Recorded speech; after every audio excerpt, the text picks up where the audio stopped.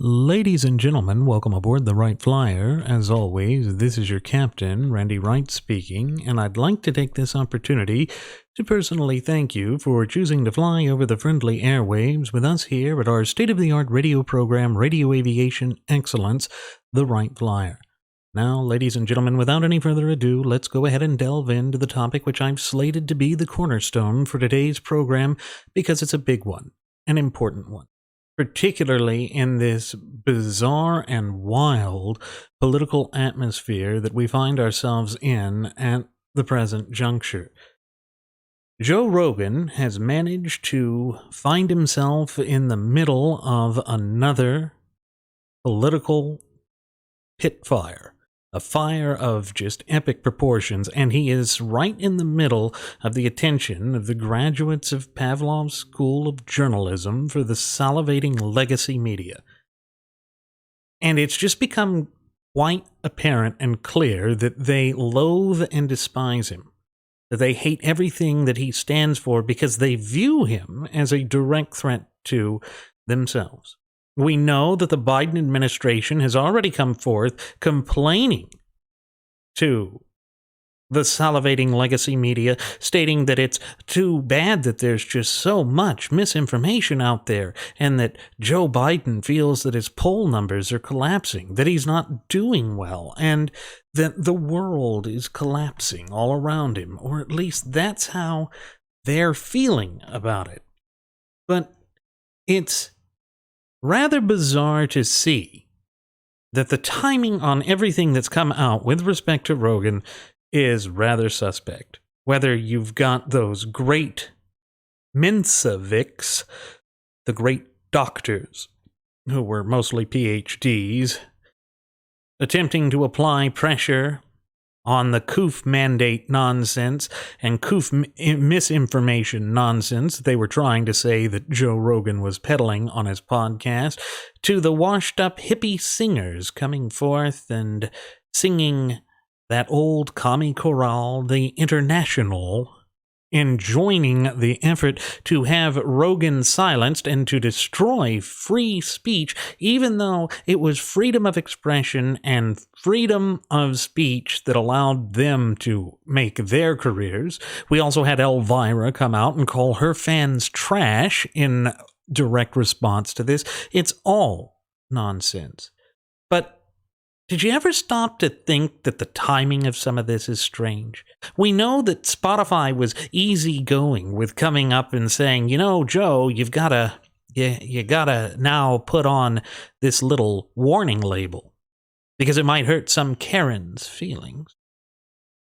And Joe bent the knee for that and agreed to it, even though it could possibly construe a breach of contract, or could even be considered fraud in the inducement, because Joe has said this entire time that the reason he was ready, willing, and able to jump the ship from YouTube to a $100 million exclusive deal with Spotify was because they would give him complete and total creative control. Well, we see that that's not the case. In fact, it's now come out that Spotify has removed over 100 issues of the Joe Rogan Experience podcast from his show. Why would they do that? You would think that Spotify would want to protect their most valuable asset, what they spent so much hard-earned cash on, because $100 million, no matter how you cut it, is an awfully big piece of dough. But apparently that's not what matters. And that's why they've gone through and removed these 100 plus so episodes, most of which predated the COOF pandemic, so it can't be about the COOF misinformation. And then just as all of this bovine excrement was percolating and moving through the ether, all of a sudden you get that magic video that comes up that's taken completely and totally out of context, in which Joe Rogan was quoting somebody else who actually happened to be a black individual using the infamous N-word. And throughout all of this hullabaloo and brouhaha, it just starts to feel as though It's too perfectly choreographed. It's too perfectly timed, as though somebody, somewhere, had scripted this out so that it would play out in that way, that it would be exactly that. Is that a coincidence? Is it even possible? Have I lost my marbles? Sure. I'm that bald man here talking to you about political issues. As I fly you over the friendly airwaves, indulging you with your in-flight entertainment, but it all just seems like such a coincidence. Now, I'm not usually one who gives very much value to Twitter, or to anything that is posted onto Twitter. But there is a user over on Twitter who goes by the handle Local Distance. I love the name. I gotta give him kudos to the name. That is just a fantastic name. But he has found some pretty interesting connections that tie back to some of the graduates of Pavlov's School of Journalism for the Salivating Legacy Media, the Democrat Party, and Super-Pacs that just cannot be ignored. Now, somebody asked, Andrew Schultz had asked, who do you all think are behind the attack on Joe Rogan? Local Distance reached the conclusion that it was a professional political attack. The three waves, one right after the other, not being a coincidence. And of course, the first wave, you have the Mensheviks, the Mensa Mensheviks, those doctors, want to throw out anybody who is a science denier, as they like to call it. And then your secondary wave is the hippy dippies.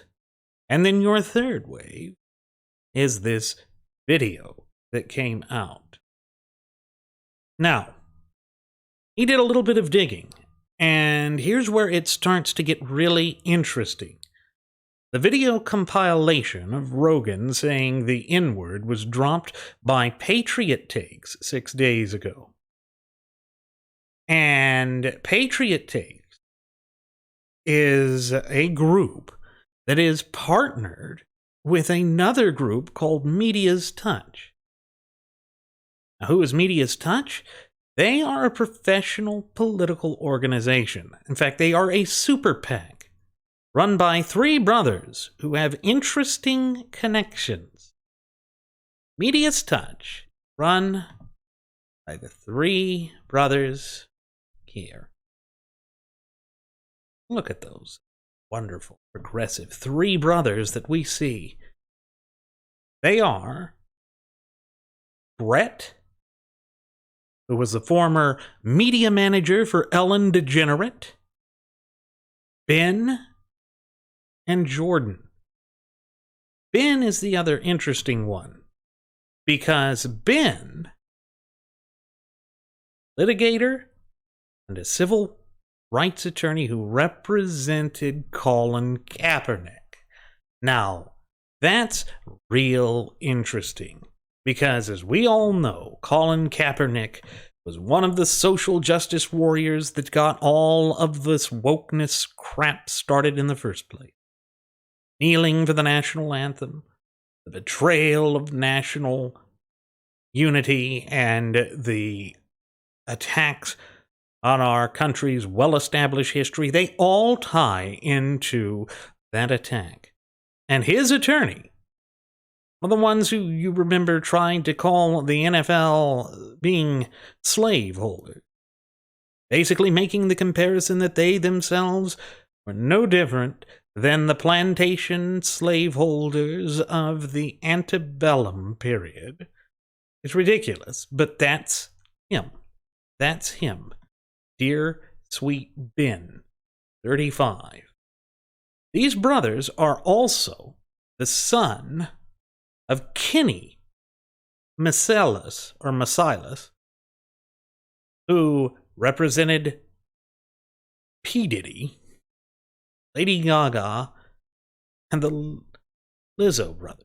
This is all very interesting. This means that these people have a complete understanding of just exactly how the media cycle works and how to manipulate said media cycle for their own propagandist narrative and agenda.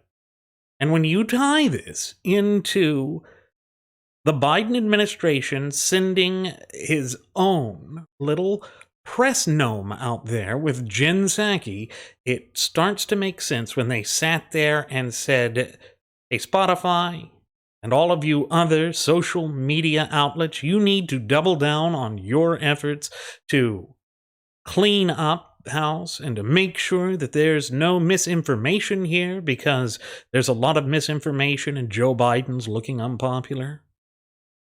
Remember, they are a political super-PAC. That means this organization is chock full of cash, but it can raise unlimited amounts of money for political purposes. And this super-PAC has already raised, for the 2020 cycle, they had raised $4.7 million. And for this 2022 midterm election cycle, they've raised some $1.5 million. They are using it to attack Joe Rogan, because this PatriotPicks or Patriot Takes was, per its own Twitter bio, the partner of this MediasTouch or MediasTouch progressive group. And they were the ones that released the video. They timed the video. They took these old, out-of-context recordings of Joe Rogan where he was quoting somebody else, and they used it as part of the litany and the witch hunt to go after him. And here we can even see what they did. They released this as of February 5th. Said, this past week, Patriot Takes republished and brought to the national spotlight dozens of recorded instances where Joe Rogan used the N-word, referred to black people as Planet of the Apes, and applauded a Nazi salute, among other despicable racist conduct. The videos have now received millions of views. They are bragging about whatever little monumental and insignificant clout that they have managed to garner with this video. Why? This is the type of excrement that companies, woke purveyors of entertainment such as Spotify, hosts the Joe Rogan's podcast, the Joe Rogan Experience podcast, that's what they listen to. That's where they feel the pressure. That's where they're going to turn their immediate attention.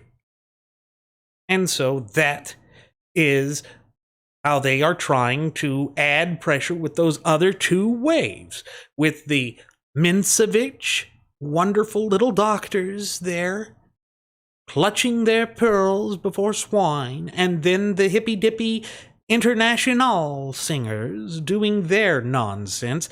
It's all choreographed. Ladies and gentlemen, this should speak volumes as to just exactly what kind of political terror we are going to be seeing leading up to the midterms. The Democrats are desperate. That is what this tells me beyond a shadow of a doubt. They are absolutely desperate. Otherwise, they wouldn't have been going to such desperate lengths, to such far-stretching lengths. And it is all because Biden has imploded. He has imploded. Nothing he does, nothing he has touched has been successful. It has all been an unmitigated and unadulterated disaster, and it plays out in front of the polls. It plays out in front of the American people, and as this midterm looms ever closer, he's waking up to the inexorable reality that they are headed towards a bloodbath. This is why we see that they are already trying to steal seats through the process of gerrymandering, and the GOP's out suing there. This is why they've tried to ratchet up pressure on Joe Manchin and even Kyrsten Sinema, though I certainly think Kyrsten Sinema's whole approach here is more self-centered and selfish than that of Joe Manchin, because she has held wide-ranging extremist Marxian views just a short time before assuming the position she holds now. And she did that because she was running in Arizona. Arizona is not exactly a bastion of blue state thought, of left-wing ideology. Never has been.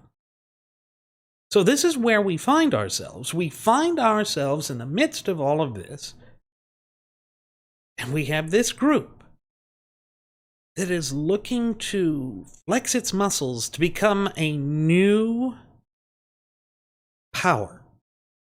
Because they know that just outright, singularly, they don't have the power, nor the support to cancel Joe Rogan. Rogan's got a huge audience. He is more popular and can draw in more viewing eyes and listening ears than any of the purveyors of the legacy media. In fact, that was the very reason why Spotify was ready, willing, and able to dish out $100 million to procure his product.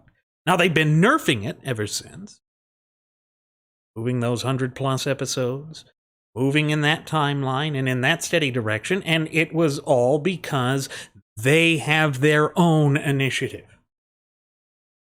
It's a wokeist initiative.